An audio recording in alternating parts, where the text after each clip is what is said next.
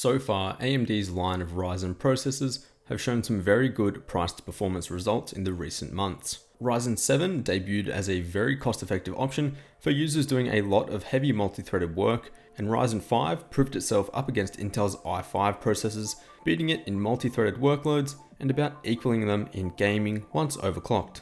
There is one category that many of us are waiting on though, and that's Ryzen 3.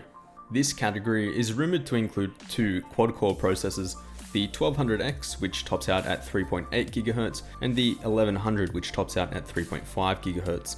Both have 8 MB of level 3 cache and don't feature simultaneous multi-threading. These two processors fit themselves into a very interesting segment of this CPU market, and here's why. The 1200X and 1100 are expected to be priced at $149 and $129 respectively, and if we take a look at what Intel has to offer in this price range, there really isn't anything that people are actually buying. Let's take a closer look and I'll explain what I mean. Let's start by trimming anything above the i5 7400 because the price gap between these processors and the expected Ryzen 3 processors is too great. So that leaves the i3 7350K priced at $159, the i3 7300 priced at $149, the i3 7100 priced at $115, and finally the Pentium G4620, G4600, and ever popular G4560 priced at $93, $85, and $59 respectively. Now let's get rid of the Intel processors that don't make much sense and the ones that people aren't actually buying, given their price to performance. Let's start with the easy ones. The Pentium G4620 and G4600 honestly aren't worth the price margin over the G4560. It just doesn't make sense to spend an extra $30 or $50 for a boost of only 100 to 200 MHz, so they're out. Next up, the 7350K, which being pretty much the same price as the Ryzen 5 1400, which competes with Intel's i5s, doesn't make much sense either. Most of you should buy the R5 1400 if this is your budget. Lastly, nobody is buying the i3 7300 over the i3 7100 for the extra 100 MHz, so let's throw that out also. This leaves only two Intel processors which people are actually buying, the i3 7100 and the Pentium G4560, and even then it's quite hard to argue spending twice as much as the G4560 to afford the i3 7100, especially when the G4560 provides such good price to performance.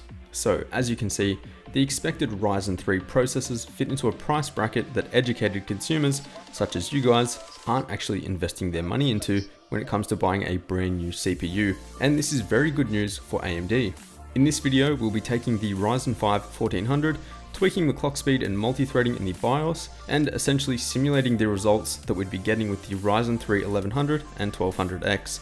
And for what it's worth, the R5 1400 also has 8 MB of L3 cache, which is equal to what we're expecting in both R3 processors. Now, I know, this type of simulation is not perfect, but it does get us at least 95% of the way there, and should give you guys a good idea on whether you should wait for Ryzen 3 in a couple months, or buy a similar priced Intel chip. So let's take a look at how they do in both CPU focused benchmarks and also gaming.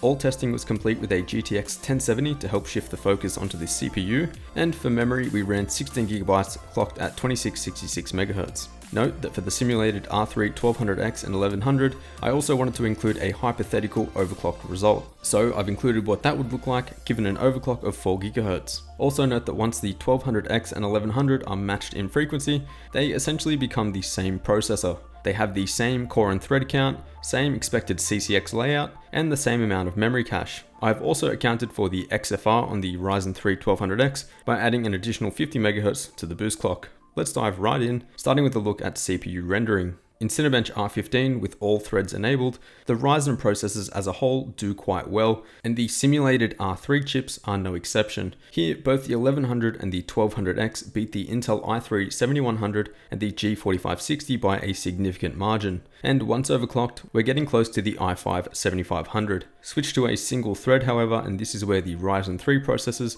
are expected to fall short, especially if you're not overclocking. In 7-zip, the simulated R3 chips put all 4 cores to work, with very impressive scores for the expected price. By these results, we can definitely see that they earn their right in this price gap, which we discussed earlier. In Adobe Media Encoder, using the H.264 algorithm, the YouTube 1080p preset, and a 10-minute shadow play clip, I recorded the total time for the file to export. Here, lower scores are better, with an overclocked Intel i7 7700K giving us some scale with the leading score of 538 seconds. Here, the budget Intel chips, being the i3 7100 and the Pentium G4560, perform horribly, far worse than any other processors in the stack. This is because Adobe Media Encoder scales better with total core count and not simultaneous multi-threading or hyper-threading. Again, the simulated expected R3 chips give us some great performance, with the overclocked R3 only slower than the i5 7500 by 26 seconds. Switching to a few gaming benchmarks now,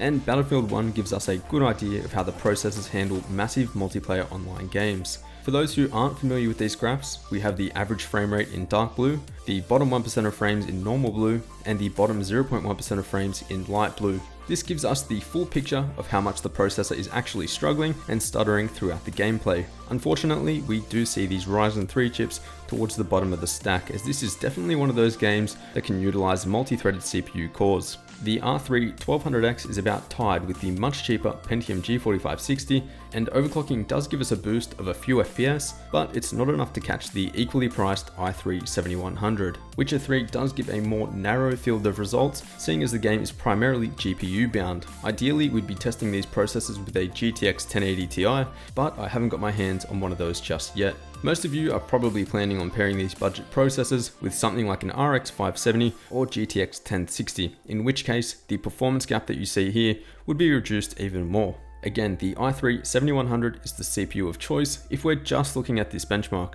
And lastly, looking at Far Cry Primal, we get some interesting results. This seems to be one of those games where actually disabling simultaneous multi-threading on the Ryzen chips gives us a boost in performance, as we see the overclocked R3 chip beating out the overclocked R5 1400. Here, the Pentium G4560 does fall quite far behind, with a pretty poor minimum result when compared to the simulated Ryzen 3 chips.